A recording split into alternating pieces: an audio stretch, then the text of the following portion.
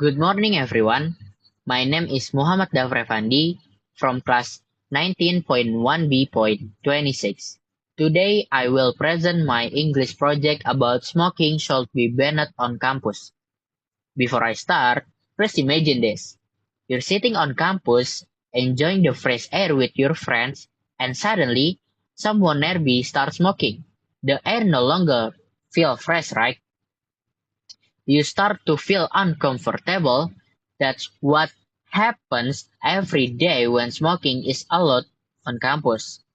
A campus is just a place with buildings or classroom. It's a place where we learn, make friends, and prepare for our future. To make that happen, our campus must be clean, safe, and healthy for everyone. But smoking goes against that goal. It changes clean air into harmful smoke, and it affects not only smokers, but also the people around them. This makes our environment unhealthy and uncomfortable. Smoking on campus is a big problem. It affects our health, our comfort, and our focus in learning. A campus should set a good example, not a bad habit. Let's talk about health first. We all know smoking is dangerous, but secondhand smoke, the smoke from other people's cigarettes, can also harm us. It can cause breathing problems, heart disease, and even cancer for non-smokers. So, when someone smokes in public place, everyone around them is also affected. A healthy campus should protect people, not put them in danger. That's why banning smoking is a right thing to do. Next, smoking also harms the environment.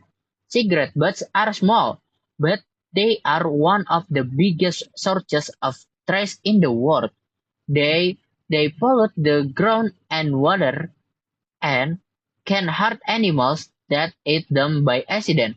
When we see cigarette butts around campus, it looks dirty and uncaring, but a smoke-free looks clean but a smoke-free campus looks clean, fresh, and shows that we care about nature. Smoking also affects the learning atmosphere. The smell of smoke can make people lose focus and feel uncomfortable. It's hard to study when the air doesn't feel fresh. Clean air helps us think clearly and stay calm. A healthy environment makes studying easier and more enjoyable for everyone. Lastly, campus shape the next generation of leaders. By banning smoking, the campus show responsibility, care, and respect. Students who study in a smoke-free environment will carry those good habits in the future. It's not just about rules, it's about learning discipline and awareness. Some people say smoking is personal right, but freedom should not harm others. Just like we have rules for green lines and safety, we also need rules to protect everyone's health. To conclude, banning smoking on campus is more than just a rule. It's a it's a form of respect. Respect for the air we breathe, respect for our health, and respect for each other. To a good and modern a good and modern campus is one where everyone can breathe freely, study comfortably and healthy, and live healthily.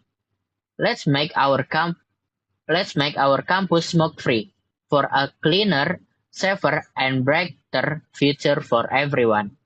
That's all my presentation. Thank you very much for listening. I hope my speech today remind us that a smoke-free campus is not just a dream.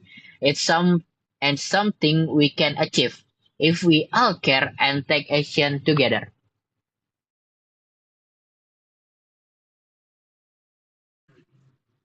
Good morning, everyone.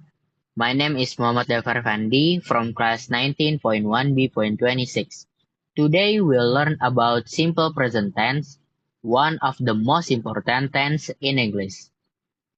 Learning objective. By the end of this lesson, you will 1. Understand the meaning of the simple present tense. 2. Know its structure and formula. 3. Learn how to use it in real situation. 4. Recognize its main function. These are our objectives for today. Let's start understanding how and when to use simple present tense.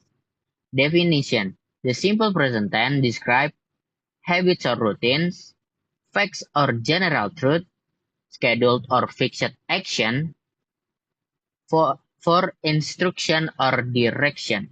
The simple present tense is used for things that happen regularly, facts that are always true, and instruction.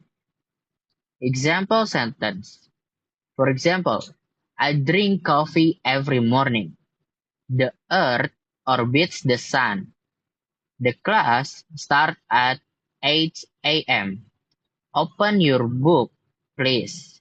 This example shows how simple present is used in different situations, habits, facts, and instruction.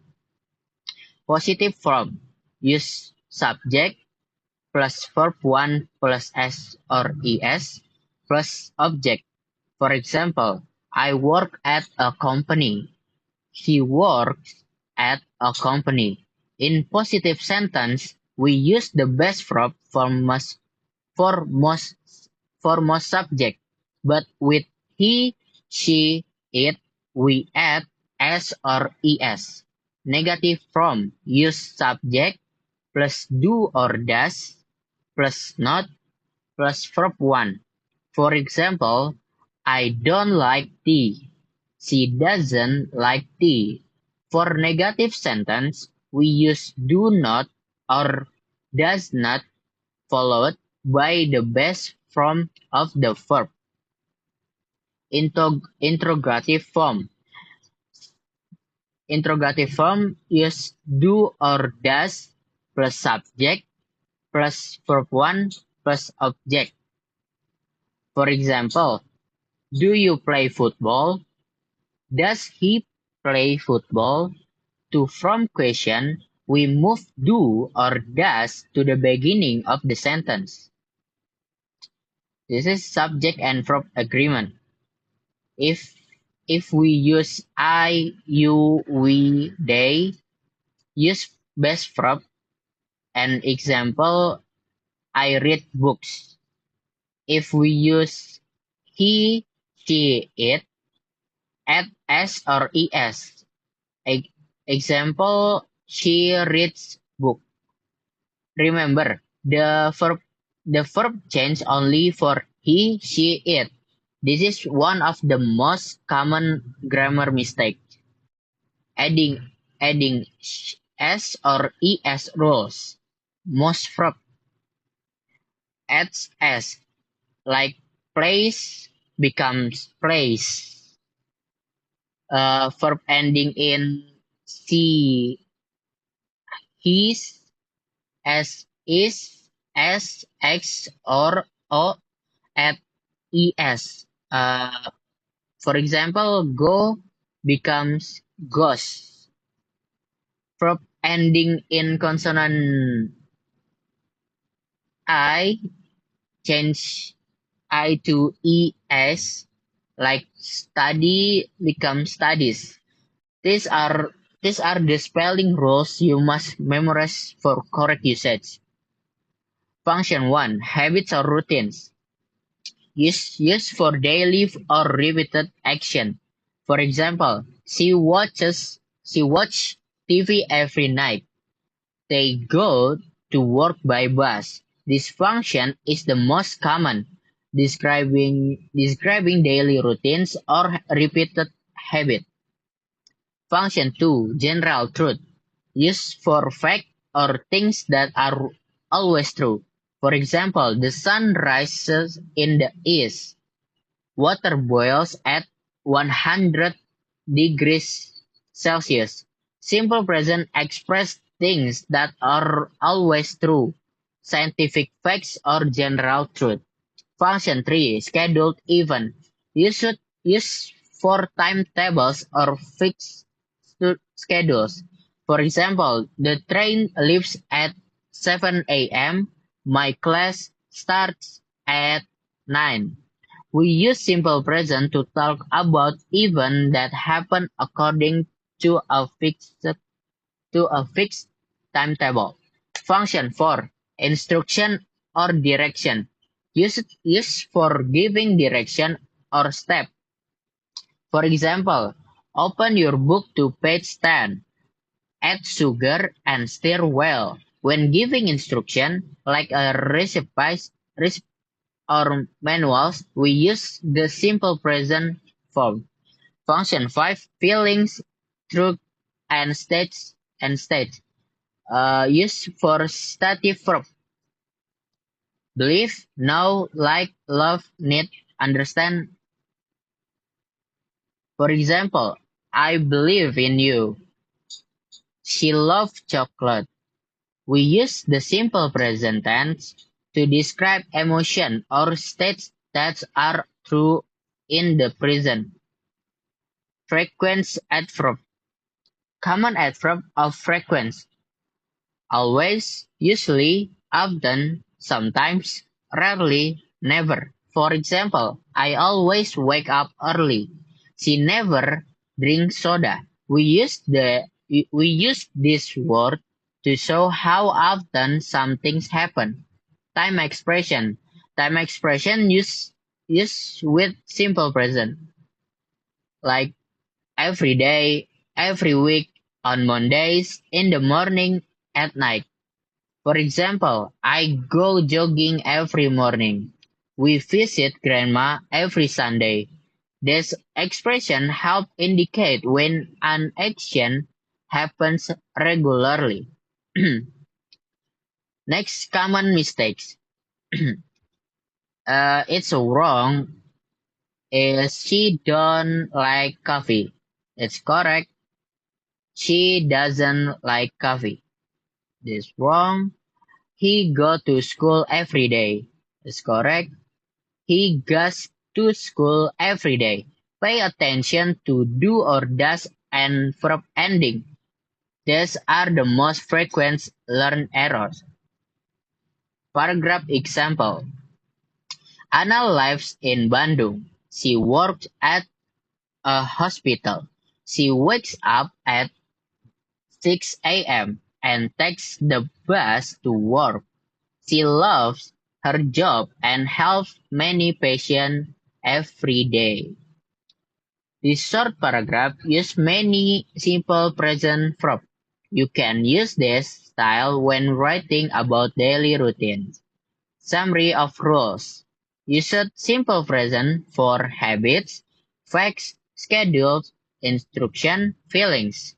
Formula positive S subject plus verb 1 plus S or ES. Negative subject plus do or does plus not plus verb 1. Question do or does plus subject plus verb 1. And question mark. This slide summarize everything. Keep this formula in mind when forming your sentence. Okay, thank you for attention. Thank you so much for listening. The simple present tense is simple but very useful in real life. Practice using it in your daily conversation.